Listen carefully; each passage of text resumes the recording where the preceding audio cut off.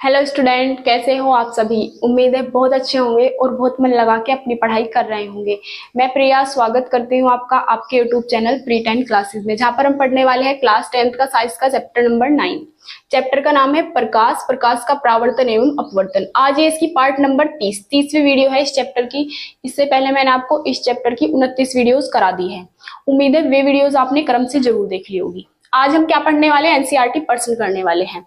और NCERT person में मैं आपको इसके 13 करा चुकी हूँ क्वेश्चन। आज क्वेश्चन नंबर 14 है जो मैं आपको एनसीईआरटी पर्सन कराऊंगी। इससे अलावा आपको फालतू कोई भी क्वेश्चन देखने की जरूरत नहीं है। सारे क्वेश्चन कवर करा दिए हैं, सारी थ्योरी करा दी है। आप चैनल से जुड़े रहना, आपकी बोर्ड एग्जाम की बहुत अच्छी तैयारी हो जाएगी। और मैं आपको इस चैनल पर केमिस्ट्री पूरी पढ़ा चुकी हूँ। जिसने नहीं पढ़ी है तो उसे पढ़ लेना, लेकिन आप जो सा भी चैप्टर पढ़े उसे स्टार्टिंग से पढ़िए और पूरा पढ़िए और उसके नोट्स भी जरूर बनाइए। बिना नोट्स बनाए आपको क्लास देखने का कोई मतलब नहीं होता। ये कोई वैसी वीडियो नहीं, पढ़ाई वाली वीडियो तो हमें पढ़ने की तरह ही पढ़ना चाहिए। जो हम कुछ लिख रहे हैं, देखिए क्वेश्चन है तो आप इसे लिख सकते हो, जैसे आंसर आप मेरे साथ साथ भी लिख सकते हो। कोई भी क्वेश्चन का आंसर मैं ऐसे नहीं लाती कि पहले से ही लिख के लेके आती हूँ, तो आप मेरे साथ साथ भी लिख सकते हो या फिर आप समझने के बाद स्क्रीनशॉट लेके भी लिख सकते हो। बिना लिखे आपको कोई भी क्लास देखने का कोई मतलब नहीं है, ना ही कुछ समझ में आ जाएगा, लेकिन अगले दिन फिर भूल जाओगे। तो अगर आपके पास लिखा हुआ रहेगा नोट्स के रूप में, आपके जब एग्जाम होंगे, टेस्ट होंगे, तो आप उन्हें याद करके मतलब उन्हें पेपर दे सकते हैं अपने। तो उसमें आपको उन नोट्स की बहुत हेल्प मिलेगी। अभी तो बनाने में कोई दिक्कत नहीं है। अब तो डेली एक क्लास देखो, 2 देख लो, 10-10 मिनट की क्लास है, ज्यादा लंबी क्लास भी नहीं है, लेकिन आपको नोट्स जरूर बनाने हैं। तो अब हम क्वेश्चन पढ़ते हैं। इसमें क्या कहा है हमें, किसी उत्तल लेंस का आधा भाग कागज से ढक दिया गया है। उत्तल लेंस है और उसके आधे भाग को हमने काले कागज से ढक दिया। फिर पूछा है क्या यह लेंस बिंब का पूरा प्रतिबिंब बना सकता है। बिंब मतलब वस्तु का। क्या ये वस्तु का पूरा प्रतिबिंब बना सकता है, हमें क्वेश्चन में ये पूछा गया है। तो हम उत्तल लेंस बना लेते हैं। ये हमारा उत्तल लेंस है, आधे भाग को इसके हमें कागज से ढकना है। ये हमारा क्या है, प्रकाशिक केंद्र O, और ये होता है मुख्य अक्ष। अब हमें आधे भाग को काले कागज से ढकना है, तो नीचे का ढक लो या ऊपर का ढक लो। ये हमने काले कागज से ढक दिया। तो ये पूछना चाह रहा है अगर हम यहाँ पे वस्तु रखे तो क्या वस्तु का पूरा प्रतिबिंब बन सकता है या फिर नहीं। तो हम यहाँ पे क्या होता है, बिंदु F1, इधर होगा F1, फिर इतनी ही दूरी पर 2F1 और फिर होगा अनंत। इसी तरीके से इधर होता है F2, फिर इतनी ही दूरी पर 2F2 और फिर होता है अनंत। अब हमें वस्तु को कहीं पे भी रख दो, बस हमें देखना है कि प्रतिबिंब पूरा बनेगा या नहीं। तो जैसे कि हम वस्तु को 2F1 पर रख देते हैं, वस्तु को हमने 2F1 पर रख दिया। अब क्या होगा, इसमें प्रकाश की किरण चलेगी, वस्तु से आने वाली प्रकाश की किरण इस तरीके से आ रही है, और ये परावर्तन मतलब जैसे ही लेंस पे पड़ेगी तो प्रकाश का क्या होगा, अपवर्तन। तो ये ऐसे जाएगी, देखो समांतर आएगी तो फोकस से जाएगी, इस टाइप से जाएगी। अब दूसरी किरण तो हमें यहां से नहीं लानी प्रकाशिक केंद्र से, क्योंकि ये तो काले कागज से ढका हुआ है, फिर इस तरीके से ये नहीं आ सकती इससे, तो इसलिए हम दूसरी किरण भी इस टाइप से लेके आ जाएंगे और ये जहां पे टच करेगी वहीं पे हमारा क्या बन जाएगा, वस्तु का प्रतिबिंब। तो ये हमारे वस्तु का प्रतिबिंब बन गया A' B', और ये है A B, ये वस्तु है, ये प्रतिबिंब है। तो प्रतिबिंब हमारा पूरा बन गया, काले कागज से ढकने से कोई मतलब नहीं है। तो हमें आंसर में यही तो बताना कि क्या इसका प्रतिबिंब पूरा बन पाएगा। तो हम लिखेंगे हाँ, उत्तल लेंस का आधा भाग काले कागज से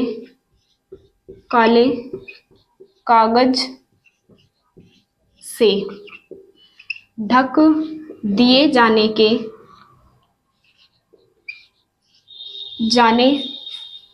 के बाद भी लेंस वस्तु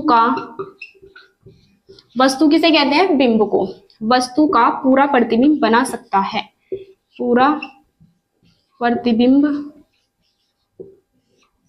बना सकता है। उम्मीद है आपको समझ आ गया होगा। अब आप इसका स्क्रीनशॉट लेके नोट कर सकते हैं।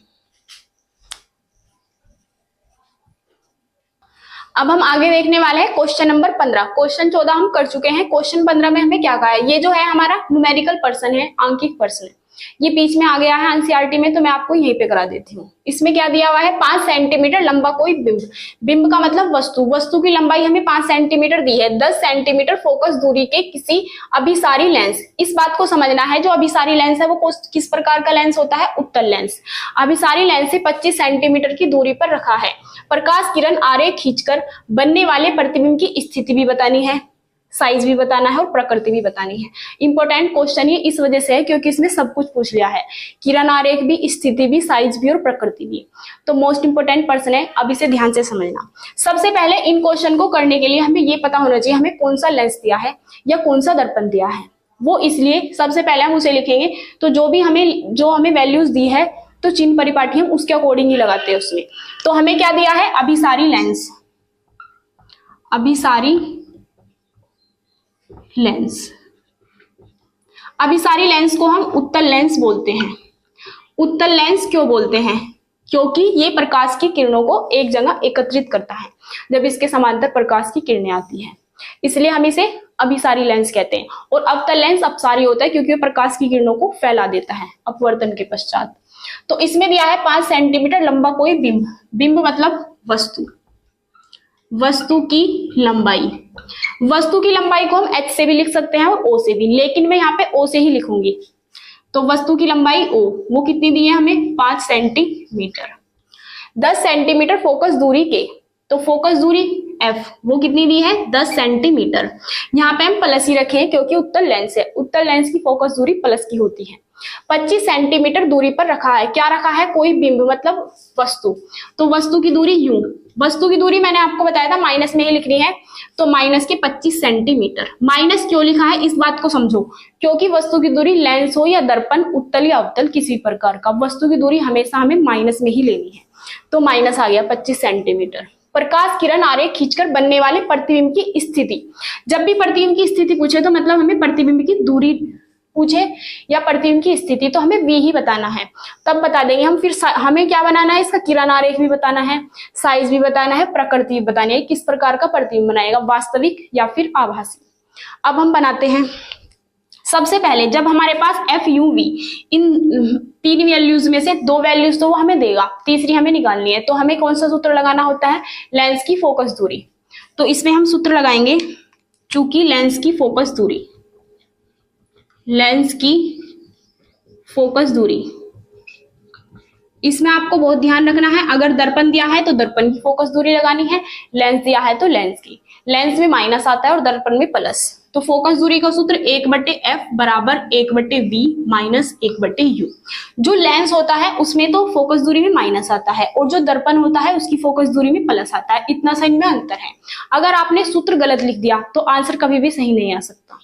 फोकस दूरी का मान कितना है, 1/10 मतलब 10, एक तो था ही 1/10 बराबर 1/v, इसकी वैल्यू हमें निकालनी है, माइनस 1/u की वैल्यू -25, तो 1/10 बराबर 1/v, माइनस माइनस प्लस 1/25। अब हम क्या करेंगे, 1/25 को उधर लेके जाएंगे और उधर जाके माइनस का हो जाएगा, तो 1/10 तो पहले से ही था, ये उधर जाके माइनस 1/25 बराबर 1/v। अब हमने एलसीएम ले लिया, या तो इनका सीधा एलसीएम ले लो या आप ऐसे भी कर सकते हो, 10 गुना 25 यहाँ पे लिख लेंगे, 10 गुना 25, इसकी गुना इधर, इसकी गुना इधर, 25 ही कम 25 माइनस 10 ही कम 10 बराबर 1/v। 25 में से 10 जाएंगे तो कितने बचेंगे, 15/10 गुना 25। अब यहाँ आने के बाद हमें देखना होता है ऊपर नीचे की संख्या सेम पाड़े से काटनी होती है, ऐसा नहीं कि इसे तो कट दिया 15 से और इसे काट दिया 25 से, बिल्कुल गलत हो जाएगा। सेम पाड़े से ही काटनी है ऊपर नीचे की संख्या, तो 5 के पाड़े से ये भी कट जाएगा 5 तिया 15 और ये भी कट जाएगा 5 5 25। कोई बच्चा ऐसे काट देगा कि 5 तिया 15 5 दूनी 10, तो वो भी सही है। तो ये कितना आ गया, 3/10 5 50 बराबर 1/v। हमें v की वैल्यू निकालनी है तो हम क्या करेंगे, 50 ऊपर 3 नीचे, इसी तरीके से v ऊपर 1 नीचे, तो v की वैल्यू आ गई 50/3 सेंटीमीटर।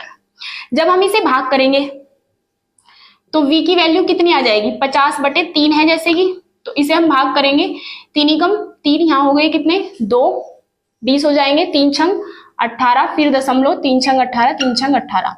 तो v की वैल्यू कितनी आ जाएगी हमारी 16.66 सेंटीमीटर।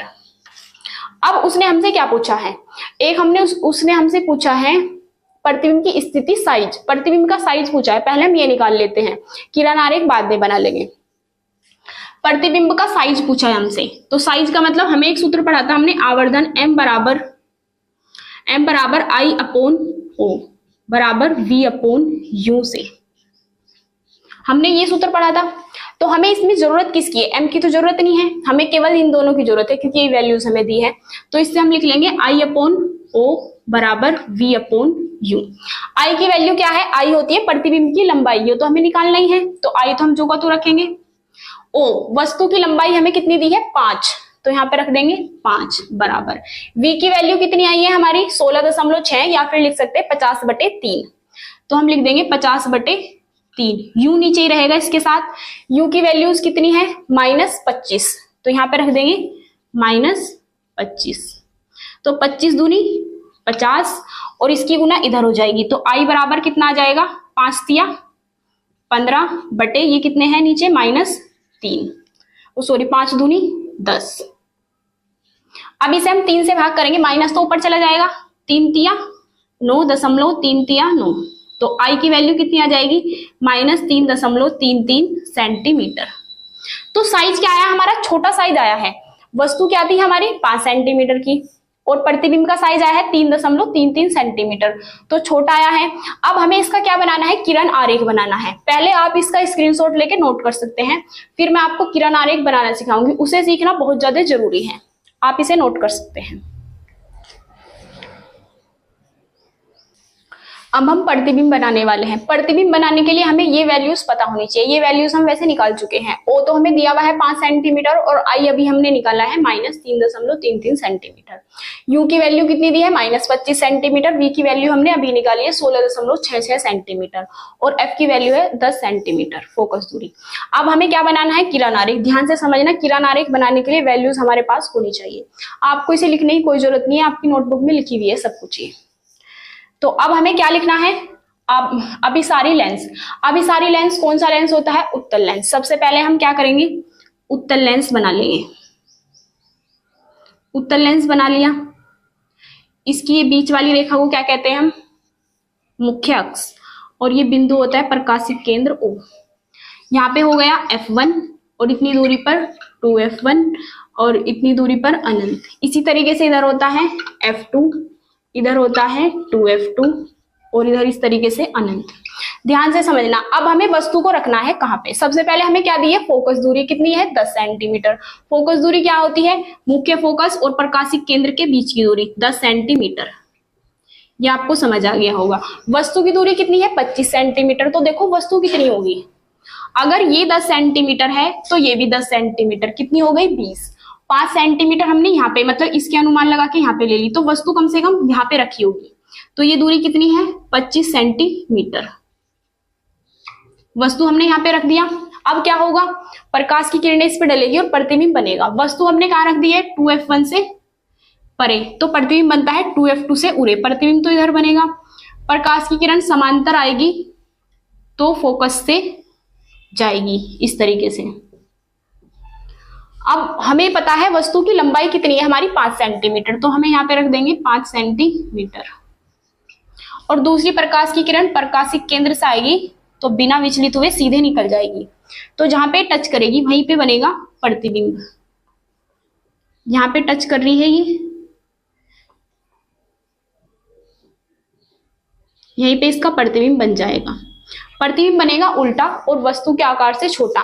प्रतिबिंब की लंबाई कितनी है -3.3। माइनस का मतलब तो ये है कि ये कैसा प्रतिबिंब है, वास्तविक व उल्टा, तो इसकी लंबाई है 3.33 सेंटीमीटर। प्रतिबिंब की लंबाई, ये प्रकाश की किरण इस तरीके से आ रही है, तो ये हमारा प्रकाश किरण आरेख बन चुका है। प्रतिबिंब की दूरी हमें कितनी दी है 16.66 सेंटीमीटर। अब देखो ध्यान से देखना, ये कितना है, अगर ये 10 सेंटीमीटर है तो ये भी 10, 5 15 और 1 16, तो ये 16.66 सेंटीमीटर। उम्मीद है आपको किरण आरेख भी बनाना अच्छे से आ गया होगा। अब हमें बताना था क्वेश्चनों के आंसर। हमसे क्या पूछा है? प्रतिबिंब की स्थिति। सबसे पहले हम बताएंगे प्रतिबिंब की स्थिति। तो प्रतिबिंब की स्थिति हम क्या बताएंगे कि प्रतिबिंब लेंस के प्रकाशिक केंद्र से कितनी दूरी पर बनना है? 16.66 सेंटीमीटर दूरी पर बनता है प्रतिबिंब की स्थिति। प्रतिबिंब लेंस के प्रकाशिक केंद्र से 16.66 सेंटीमीटर दूरी पर बनता है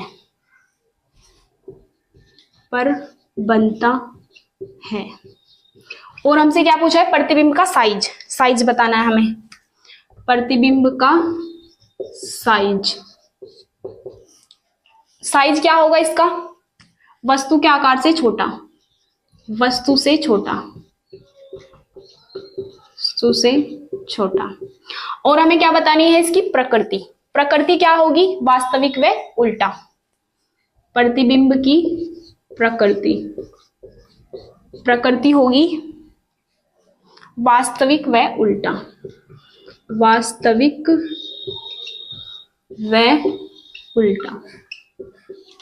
उम्मीद है आपको समझ आ गया होगा। अब आप इसका स्क्रीनशॉट लेके नोट कर सकते हैं। और अगर आप हमारे चैनल पर नए आए हैं तो प्लीज चैनल को सब्सक्राइब जरूर कर लीजिए और सारी वीडियोस को क्रम से देखिए और जो सी वीडियोस देखते हैं उसके नोट्स जरूर बनाइए। अब आप इसे नोट्स कर सकते हैं।